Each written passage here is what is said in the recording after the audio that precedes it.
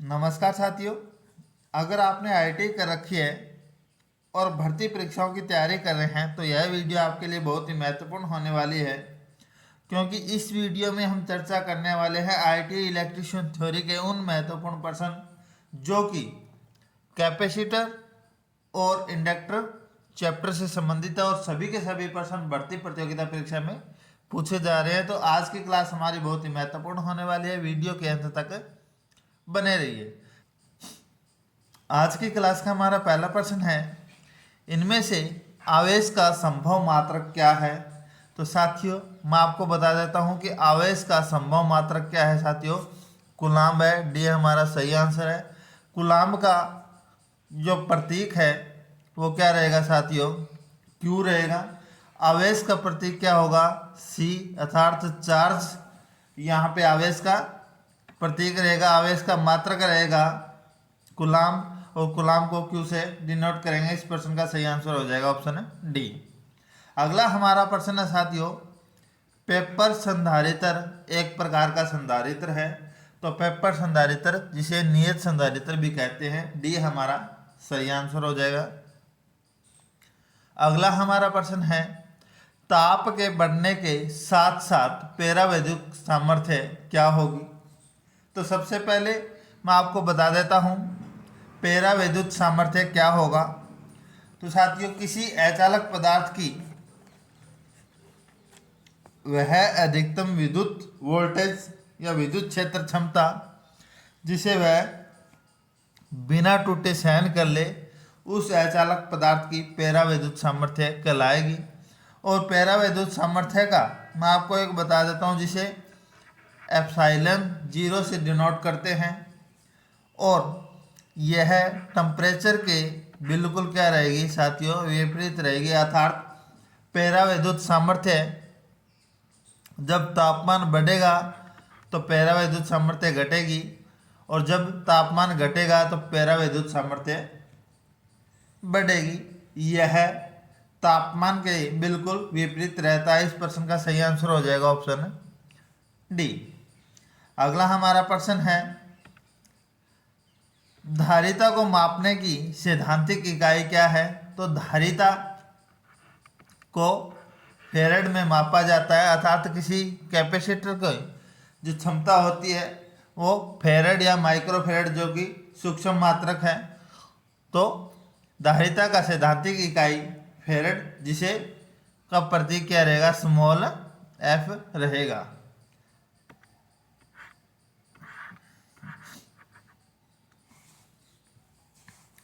अगला हमारा प्रश्न है साथियों, यदि 4 संधारित्र जिनमें प्रत्येक की धारिता C है को श्रेणी क्रम में जोड़ दिया जाए तो कुल धारिता क्या रहेगी।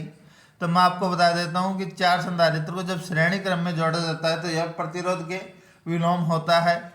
तो 1/CT बराबर 1/C1 plus 1/C2 plus 1/C3 plus 1/C4।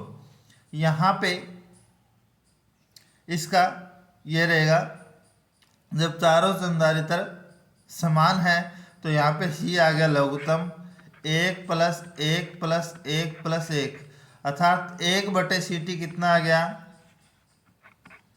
4/C। और जहाँ पे कुल धारिता की बात की जाए तो C/4, अर्थात तो बी हमारा सही आंसर हो जाएगा। यहाँ पे बात की जा रही है संधारित्र को जब समांतर क्रम में जोड़ा जाए। हमारा अगला प्रश्न क्या है, जब संधारित्र को समांतर क्रम में जोड़ा जाए तो CT बराबर C plus C plus C plus C, अर्थात 4C ए हमारा इसका सही आंसर हो जाएगा। यही बात की जाए जब प्रतिरोध की, तो प्रतिरोध को जब समांतर क्रम में जोड़ा जाता है तो वह संधारित्र का श्रेणी क्रम के अनुसार इसका मान रहेगा। चलिए बढ़ते हैं साथियों हमारे अगले प्रश्न की तरफ। अगला हमारा प्रश्न है, 2 संधारित्र जो कि 32 और 16 माइक्रोफेरेड को समांतर क्रम में संयोजित किया जाता है तो कुल धारिता क्या रहेगी। तो साथियों यही हमने जाना था, CT बराबर जब समांतर क्रम में जोड़ा जाए तो C1 प्लस C2, और यहाँ पे एक है 32 माइक्रोफेरेड, दूसरा 16 का, तो टोटल हो जाएगा 48 माइक्रोफेरेड। इसकी क्या हो जाएगी, धारिता हो जाएगी। अगला हमारा प्रश्न है साथियों, एकल कला प्रेरण एसी मोटर में संधारित्र का उपयोग क्यों किया जाता है? तो साथियों, संधारित्र का उपयोग 2-3 तरीके से किया जाता है। जब कोई कुंडली परिवर्तित हो तो उसमें पावर फैक्टर सुधारने के लिए संधारित्र का उपयोग किया जाता है। कुछ जगह पे संधारित्र का उपयोग फेजों को, एक फेज को 2 फेजों में बांटने के लिए किया जाता है। तो यही बात की जा रही है, जब सिंगल फेज एसी मोटर में संधारित्र का उपयोग किया जाता है तो वह फेजों को 2 भागों में बांटने के लिए इसका उपयोग किया जाता है। इस प्रश्न का सही आंसर हो जाएगा ऑप्शन है बी। अगला हमारा प्रश्न है साथियों, एक फ्लोरोसेंट ट्यूब में संधारित्र का उपयोग किया जाता है।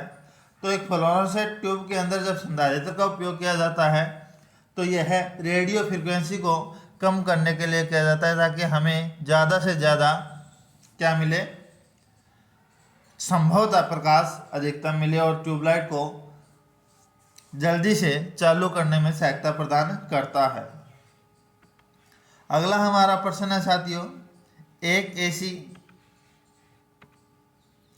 प्रेरकीय परिपथ में संधारित्र का उपयोग, अर्थात जब एक ऐसी कुंडली परिपथ के अंदर संधारित्र का उपयोग क्यों किया जाता है? क्योंकि जब परिपथ में कुंडलियां अधिकतम जुड़ी हो तो पावर फैक्टर कम हो जाता है। पावर फैक्टर को परिपथ में सुधारने के लिए, ताकि वोल्टेज की खपत कम की जाए, तो इसके लिए क्या किया जाता है साथियों, यहाँ पे हमें संधारित्र का उपयोग करना पड़ता है। इस प्रश्न का सही आंसर हो जाएगा ऑप्शन है बी। अगले प्रश्न की तरफ हम बढ़ें तो अगला हमारा प्रश्न है साथियों,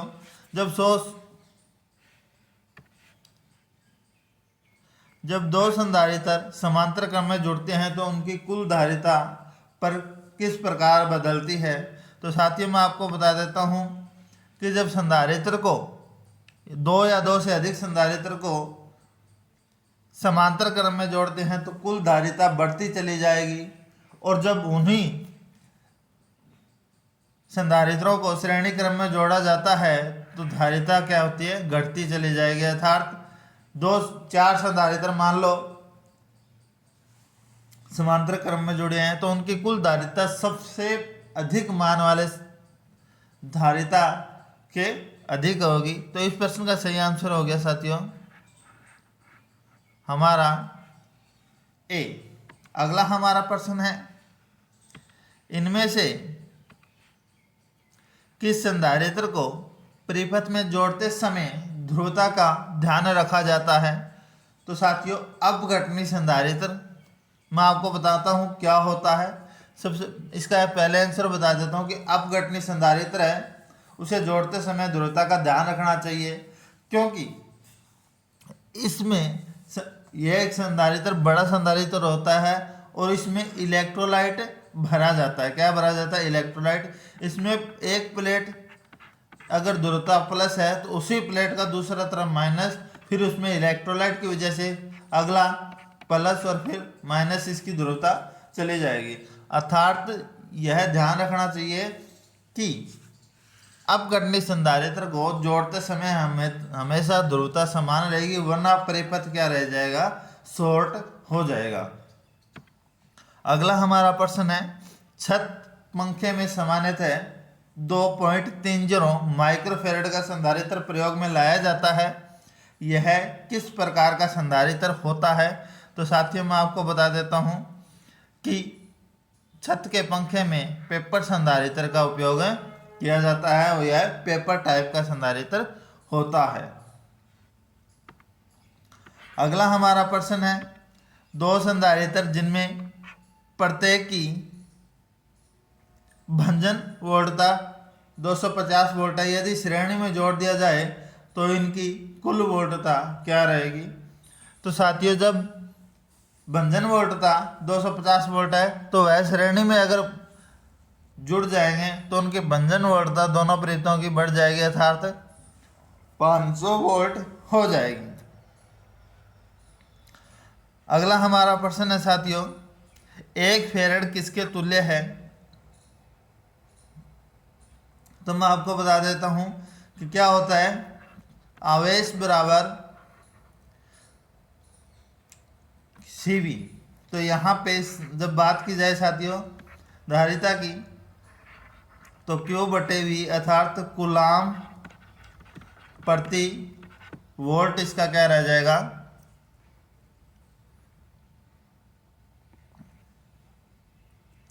1 फेरेड के बराबर हो जाएगा। इस प्रश्न का सही आंसर हो जाएगा ऑप्शन है डी।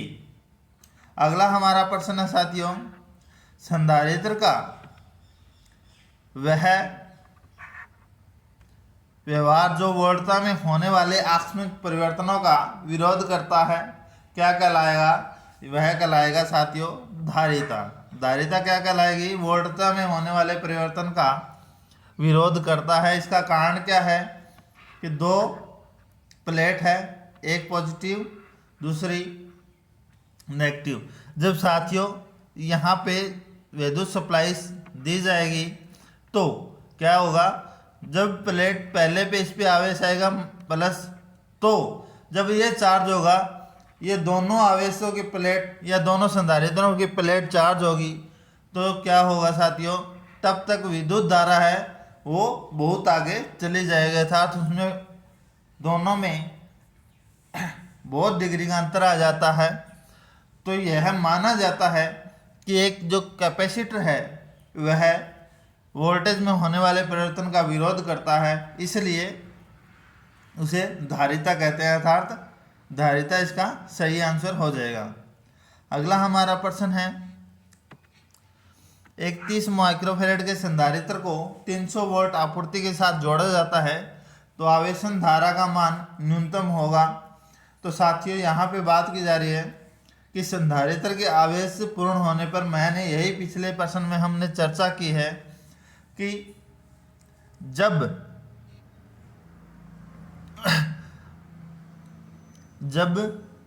संधारित्र में